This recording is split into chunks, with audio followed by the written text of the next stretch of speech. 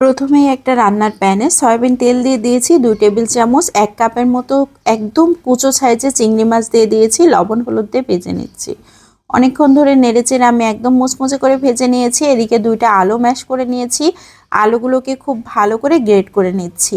এখন গ্রেট করা আলুর মধ্যে ভেজে রাখা চিংড়ি মাছগুলোকে দিয়ে দিয়েছি, পেঁয়াজ কুচি দিয়ে দিচ্ছি একটু বেশি করে, কাঁচামরিচ কুচি, ধনিয়া পাতা কুচি আধা চা চামচ করে, আদা পেস্ট, জিরা পেস্ট, ধনিয়ার গুঁড়া, জিরার গুঁড়া, চিলি ফ্লেক্স, সামান্য একটু গরম মশলা দিয়ে দিয়েছি, লবণ হলুদ দিয়ে দিয়েছি, সামান্য একটু তেল দিয়ে দিয়েছি যাতে মাখানোর সময় হাতের সাথে লেগে না যায়।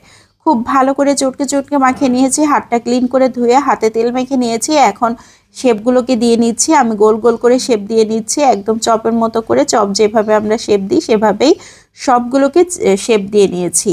এখন একটা ডিম নিয়ে নিচ্ছি, ডিমটাকে খুব ভালো করে ফেটিয়ে নিতে হবে। এখন একটা করে চপ নিচ্ছি, ডিমের মধ্যে দিচ্ছি, আর এদিকে তেল গরম করতে দিয়েছিলাম, তেলের মধ্যে দিয়ে দিচ্ছি।